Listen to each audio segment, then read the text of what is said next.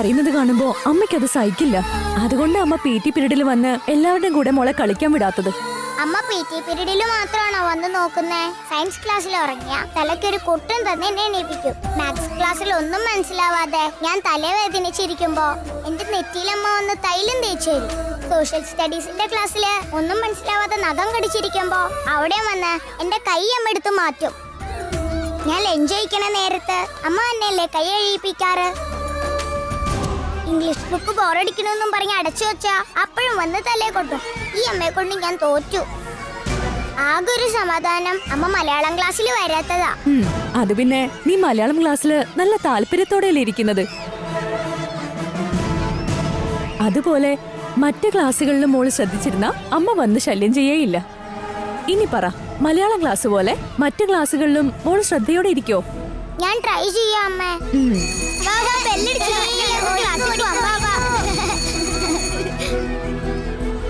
ശരി, ഇനി മോള് ക്ലാസ്സിലേക്ക് പോയിക്കോ. അമ്മ പിന്നെ വരാട്ടോ. ശരി അമ്മേ.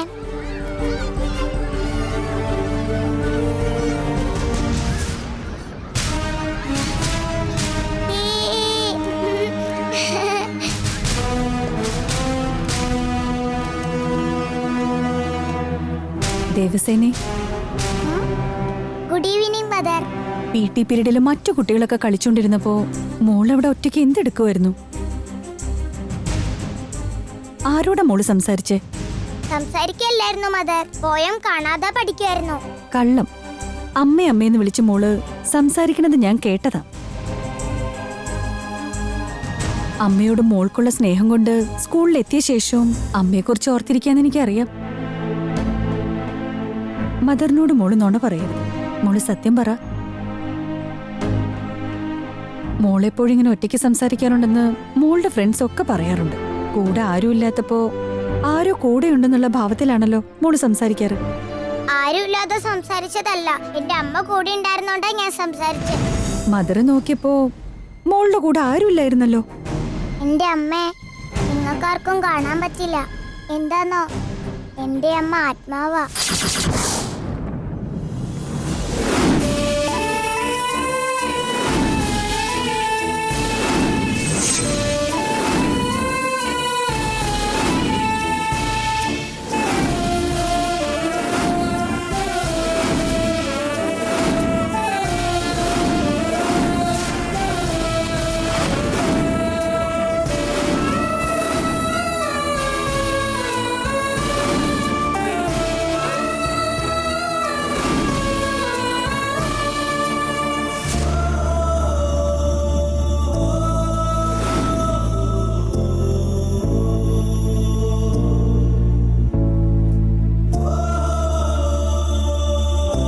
അരുൺ, ഈ കാര്യം മദർ എന്നോട് സൂചിപ്പിക്കുകയുണ്ടായി.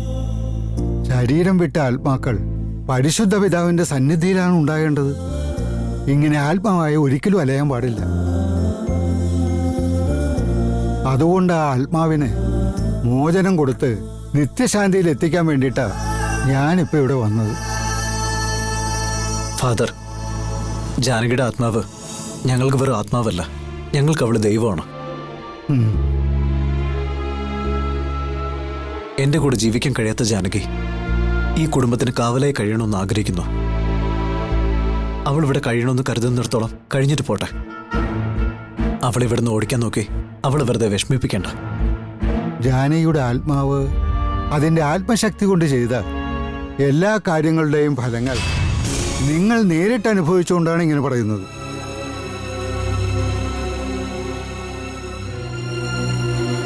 എന്നാൽ ആ ആത്മശക്തിക്ക് അതിന്റെ നിയന്ത്രണം നഷ്ടപ്പെടുന്ന സമയത്ത് എത്ര പേര് അതിന്റെ പേരിൽ പീഡനം അനുഭവിച്ചിട്ടുണ്ടാവുമെന്ന് നിങ്ങൾക്കറിയില്ല.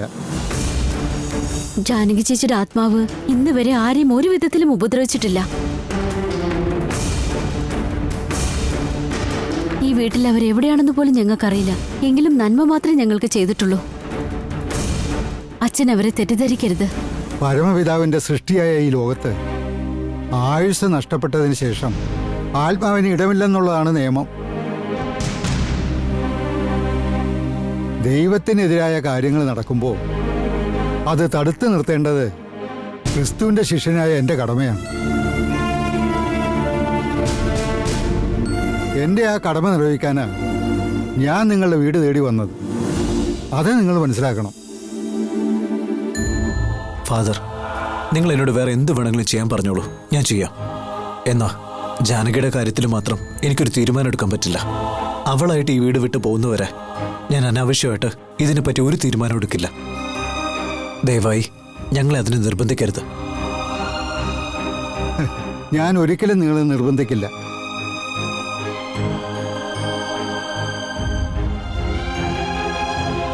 എന്നാൽ ഇനി അധികം താമസിയാതെ തന്നെ നിങ്ങൾ എന്താ ചെയ്യേണ്ടതെന്ന് കർത്താവ് തന്നെ നിങ്ങൾക്ക് വെളിപ്പെടുത്തി തരൂ. അന്ന് നിങ്ങൾ എന്നെക്കുറിച്ച് ഓർക്കും. അന്ന് നിങ്ങളായിട്ട് തന്നെ എന്നെ തേടിയും വരും. ആ ദിവസം വരെ ഞാൻ കാത്തിരുന്നോളാം.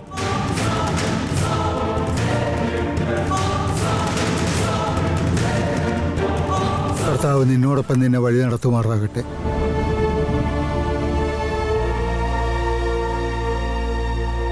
എന്നാ ഞങ്ങൾ ഇറങ്ങുക. എന്ന് ഇറങ്ങട്ടെ.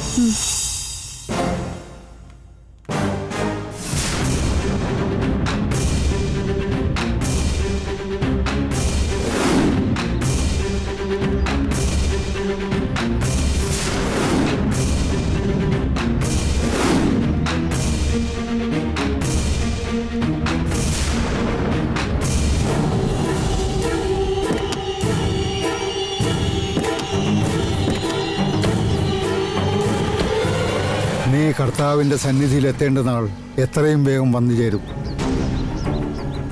ഞാൻ അവിടെ കൊണ്ടെത്തിക്കും.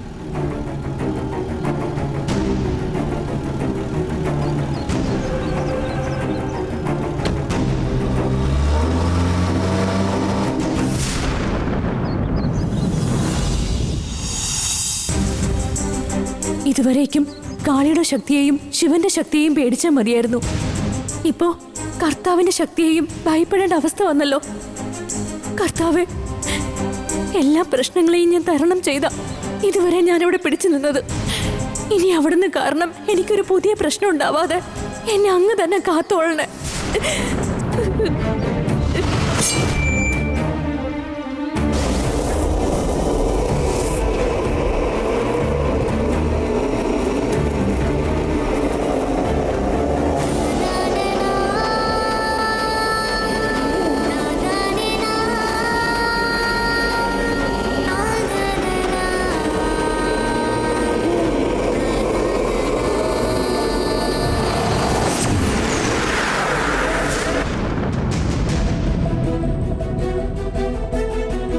മായശക്തിയെ ഇല്ലാതാക്കാൻ നമ്മുടെ കാലചക്രത്തെ ദുരുപയോഗപ്പെടുത്തണോ? ഒരുപാട് ബുദ്ധിമുട്ടിയാൽ നമുക്കിത് കിട്ടിയത് തന്നെ. അത് നഷ്ടപ്പെടുത്തി കളയണോ? പിന്നീട് അത് ഒരിക്കലും തിരിച്ചെടുക്കാൻ പറ്റാതെ പോകും. പോകില്ല നന്ദിനി, ഒരിക്കലും പോകില്ല. ഈ കളിയിൽ നമ്മളാണ് ജയിക്കാൻ പോകുന്നത്. കൈവശമുള്ള ഒരു കാലചക്രം വെച്ച് മായാശക്തിയുടെ പക്കലുള്ള 2 കാലചക്രങ്ങളെയും സ്വന്തമാക്കുന്നത് മാത്രമല്ലാതെ ഇതുവരേക്കും അജ്ഞാതമായിരുന്ന ആ മായാശക്തി ആരെന്ന് നമുക്ക് കണ്ടുപിടിക്കണം. എനിക്കിതെന്തോ ആവശ്യമില്ലാത്ത പരീക്ഷണമായിട്ടാ തോന്നുന്നേ. വേറെ എന്തെങ്കിലും വഴിയുണ്ടെങ്കിൽ നോക്കാം. ഇതല്ലാതെ മറ്റൊരു മാർഗവുമില്ല. ഇങ്ങനെ പരീക്ഷിക്കാൻ എനിക്ക് ഭയം തോന്നുക. തനിയെ നിൽക്കുന്നവരാണ് ഭയപ്പെടേണ്ടത്. ഞെരിഞ്ചുകുടി കറുപ്പന്റെ സാന്നിധ്യമുണ്ടെങ്കിൽ ആരെയും ഭയപ്പെടേണ്ട കാര്യമില്ല. നമ്മോടൊപ്പം ഞെരിഞ്ചുകുടി കറുപ്പൻ സ്വാമിയുണ്ട്.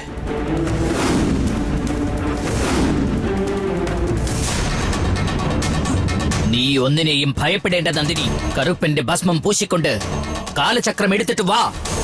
വരാനുള്ളതെല്ലാം കറുപ്പൻ സ്വാമി നോക്കിക്കൊള്ളും.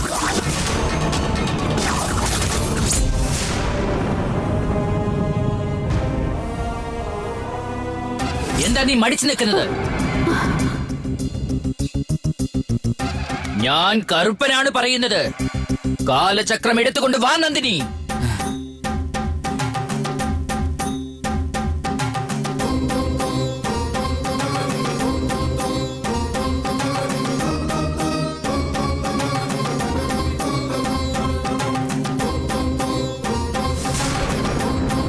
ഇന്നത്തോടെ മായശക്തിയുടെ കളി അവസാനിക്കും.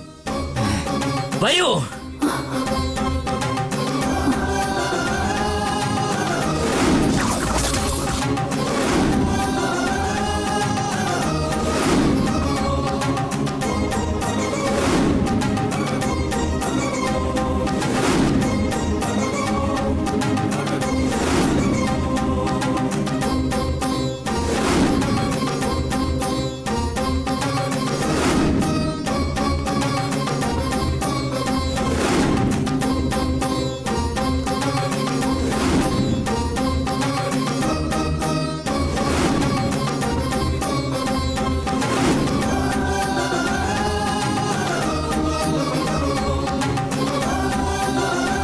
കാലചക്രം ദാ ഇവിടെ വെക്കേ.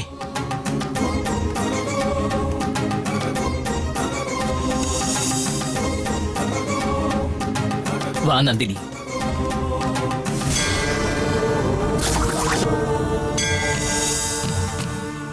വേഗം വാ.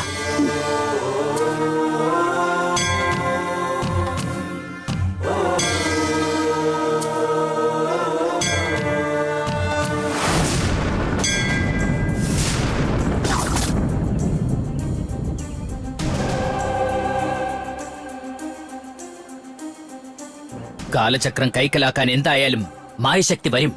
അപ്പോൾ നമുക്ക് രണ്ടുപേർക്കും ചേർന്ന് മായശക്തിയെ പിടികൂടാം. മായശക്തി കാറ്റുപോലെയാണെന്ന് ഞാൻ അന്ന് പറഞ്ഞത് ഓർക്കുന്നില്ലേ? അതുകൊണ്ടാണ് എനിക്ക് പിടികൂടാൻ അന്നേ കഴിയാതെ പോയത്. പിന്നെ എങ്ങനെ ഇപ്പൊ സാധ്യമാകും? ദാ നോക്ക്, നിനക്ക് ഒറ്റയ്ക്ക് പിടിക്കാൻ സാധിച്ചില്ലെന്നല്ലേ ഉള്ളൂ. ഇപ്പോ നിന്നോടൊപ്പം ഞാനുണ്ട്. മായശക്തി വന്നോട്ടെ, കഴുത്തിൽ തന്നെ ഞാൻ വരെ മുറുക്കി പിടിക്കും.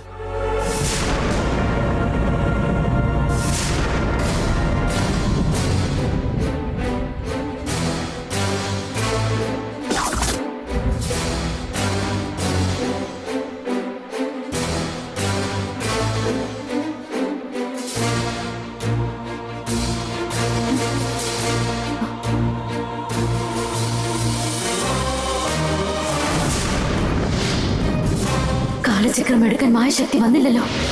ഒരുപക്ഷെ അതിനെ പിടികൂടാൻ നമ്മൾ കാലചക്രം കെണിയായി ഒരുക്കിയിരിക്കുന്നത് അതിന് മനസ്സിലായി കാണുമോ? അറിഞ്ഞിരിക്കാൻ വഴിയില്ല. എന്റെ കണക്കൂട്ടലനുസരിച്ച് മായശക്തി ഇവിടെ അടുത്ത് എവിടെയോ ഉണ്ട്. കാലചക്രം എടുക്കാൻ ഇപ്പോൾ വന്നുകൊണ്ടിരിക്കുകയാണ്. ഇനി കുറച്ചു സമയത്തിനുള്ളിൽ മായശക്തി ഇവിടെ വന്നിരിക്കും.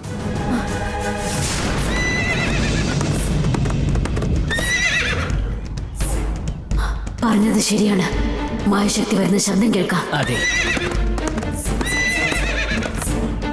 നീ കരുതലോടെ ഇരിക്കണം. ശരി.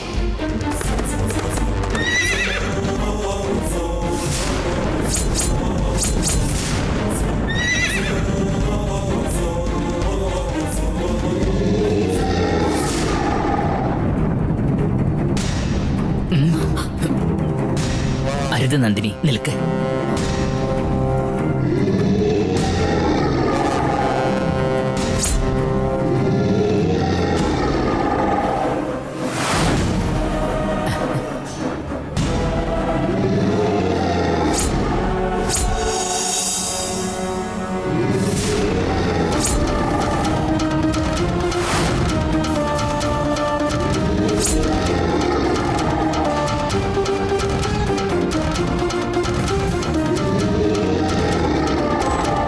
വരൂ, പോകാം.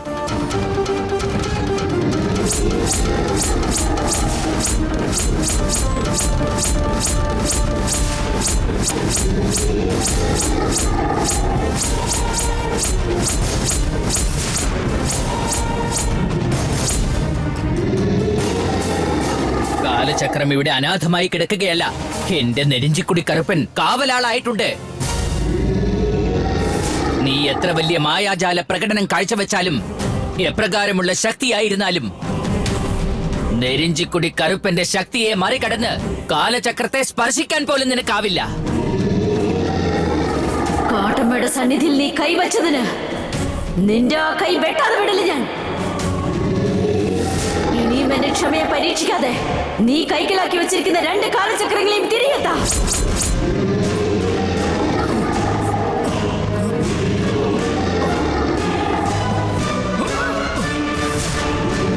നീ ഞങ്ങളുടെ കൈപ്പിടിക്കുള്ളിലായി. നിന്റെ യഥാർത്ഥ രൂപം കാണിക്കാതെ നിന്നെ ഞങ്ങൾ മോചിപ്പിക്കുമെന്ന് കരുതണ്ട. കാലചക്രങ്ങൾ കൊണ്ടുപോയ നിന്നെ ആരോടൊന്നും അറിയാതെ ഞങ്ങൾ അടങ്ങില്ല. നിന്റെ സ്വയരൂപം കാണിക്ക്.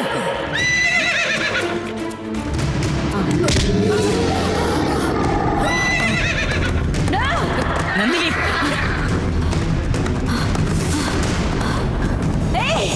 നിക്ക്.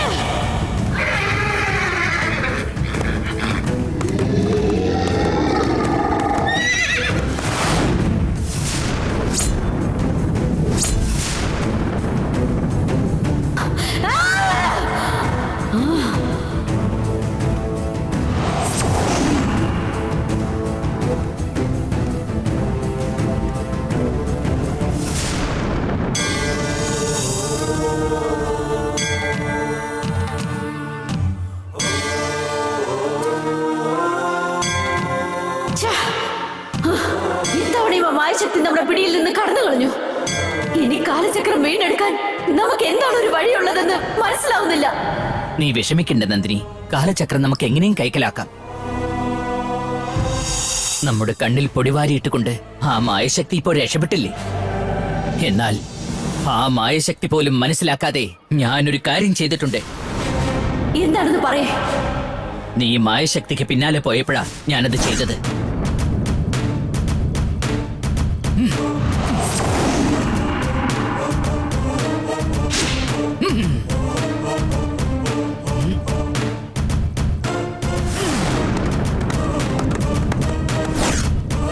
വെറും കുങ്കുമം കുതിരയുടെ മേലെ വീശിയതുകൊണ്ട് എന്ത് സംഭവിക്കാൻ പോകുന്നു? അത് സാധാരണ കുങ്കുമമല്ല. നെരിഞ്ചിക്കുടി കറുപ്പന് ജ്ഞാനോപദേശം നൽകുന്ന രാക്കാച്ചി അമ്മയുടെ കുങ്കുമമാണ്. ആ കുങ്കുമമുള്ള സ്ഥലത്തൊക്കെ രാക്കാച്ചി അമ്മയുടെ ദൃഷ്ടിയെത്തും. ഏത് മായപ്പിറവി തന്ത്രം അഭ്യസിച്ചിട്ടാണോ ആ മായശക്തി നമ്മളെ കബളിപ്പിച്ചുകൊണ്ടിരിക്കുന്നത്, അതേ മായപ്പിറവി തന്ത്രത്തിന് മേൽ രാക്കാച്ചി അമ്മയുടെ കുങ്കുമം പതിഞ്ഞിട്ടുണ്ടാകും. ഇനി ആ മായശക്തി എവിടെ പോയി മറഞ്ഞിരുന്നാലും ആ ഇടം എനിക്ക് രാക്കാച്ചി അമ്മ നിശ്ചയമായും കാട്ടിത്തന്നിരിക്കും. മായശക്തി നമ്മുടെ കൈപ്പിടിക്കുള്ളിൽ അല്ലെങ്കിലും നമ്മുടെ ദൃഷ്ടിക്കുള്ളിൽ തന്നെയാണ് ഇപ്പോഴും. ഇനി ആ മായശക്തിയുടെ ഓരോ നീക്കവും അപ്പോൾ തന്നെ നമുക്ക് മനസ്സിലാകും. മായശക്തി കാലചക്രമുള്ള സ്ഥലത്തേക്ക് പോകുമ്പോൾ കാലചക്രം ഇരിക്കുന്ന ഇടം നമുക്കും മനസ്സിലാക്കാം. കാലചക്രമുള്ള ഇടമേതെന്ന് മനസ്സിലായാൽ നമുക്ക് എളുപ്പത്തിൽ കാലചക്രങ്ങൾ കൈക്കലാക്കാം. അതിനുശേഷം മായശക്തിയെ നമുക്കൊരു പാഠം പഠിപ്പിക്കാം. ദാ നന്ദിനി, നമുക്ക് പോകാം. ഇതെന്ന ഓഫീസിൽ വന്ന സ്ത്രീയല്ലേ? ഇവരെ ഇനി കാണുകയാണെങ്കിൽ ഇൻഫോം ചെയ്യണമെന്ന് അരുൺ സാർ പറഞ്ഞേക്കുന്നത്.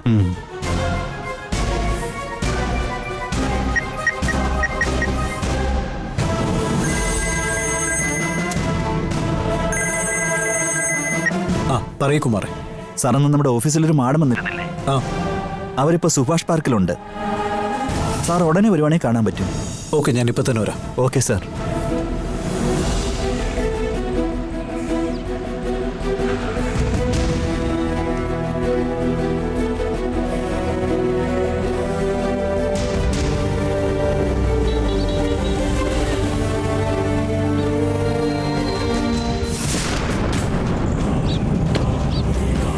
ആ സാർ വരൂ. അവരകത്തേനുണ്ട്.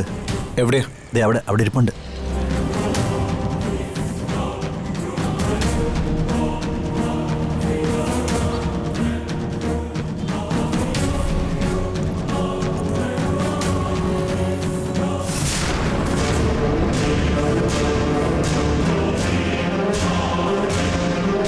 മാഡം, മാഡം,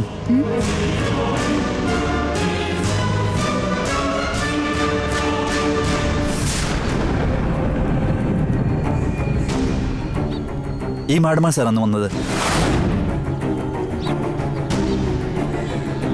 ആരാ മാഡം നിങ്ങൾ? എന്തിനാ എൻ്റെ അച്ഛനെ തേടി ഓഫീസിലേക്ക് വന്നേ? ഞാൻ ചോദിച്ചു കേട്ടില്ലേ? പറയൂ, ആരാ നിങ്ങൾ? നിങ്ങളാരെന്ന് മനസ്സിലായില്ല. നിങ്ങൾ എന്തായി ചോദിക്കുന്നതെന്ന് എനിക്കൊരു പിടിയില്ല. നിങ്ങൾ മറ്റാരോന്ന് കരുതിയാ എന്നോട് സംസാരിക്കുന്നേ. എന്താ നിങ്ങൾ ഇങ്ങനെ പറയുന്നത്? നിങ്ങളല്ലേ രാജശേഖരൻ സാറിനെ തേടി അന്ന് ഞങ്ങളുടെ ഓഫീസിൽ വന്നത്?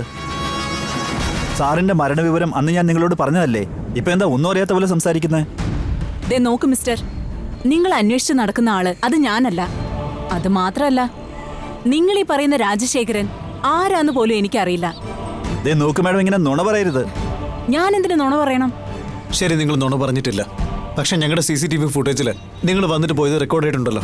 അത് നുണയാണോ? എന്താ ഇനി അത്? ഞാൻ അല്ലാന്ന് പറഞ്ഞല്ലോ, പിന്നെന്താ അത് മനസ്സിലാക്കത്തെ? അല്ല മാഡം, ഞങ്ങൾക്ക് എന്താ പോലെ വട്ടുണ്ടോ നിങ്ങളോട് ആവശ്യമില്ലാതെ വന്ന് സംസാരിക്കാൻ? ദേ നോക്കൂ മാഡം, എന്നോട് സത്യം പറയേ. അകന്ന ബന്ധുവെന്നല്ലേ നിങ്ങളെന്ന് പറഞ്ഞത്? ആരാ മാഡം നിങ്ങൾ? എന്താ പ്രശ്നം? എന്താണെന്ന് ആർക്കറിയാം? ഇവരാരാണെന്ന് പോലും എനിക്കറിയില്ല. ഞാൻ ഇവരുടെ ഓഫീസിൽ ചെന്നെന്ന് പറഞ്ഞ് എന്നോട് വെറുതെ പ്രശ്നം ഉണ്ടാക്കിക്കൊണ്ടിരിക്കുക. അല്ല സാറേ, അവര് നിങ്ങളെ അറിയില്ലെന്നാണല്ലോ പറയുന്നത്. പിന്നെ എന്തിനാ നിങ്ങൾ വെറുതെ പ്രശ്നം ഉണ്ടാക്കുന്നത്? എന്തിനാ സാർ ആവശ്യമില്ലാതെ ഇവരോട് സംസാരിക്കാൻ നിൽക്കുന്ന? സാറുവാ, വരൂ സാർ. മാഡം, ഇനി അവർ വന്ന് പറഞ്ഞോ, ഞങ്ങൾ ഇവിടെ തന്നെ ഉണ്ടാവും. വട സജി, പോവാം. ഇവർ തന്നെയാണല്ലോ ഓഫീസിൽ വന്നത്, പക്ഷെ വന്നിട്ടില്ല എന്ന് കള്ളം പറയുന്നു. ഇവരാരായിരിക്കും? കണ്ടുപിടിക്കണം.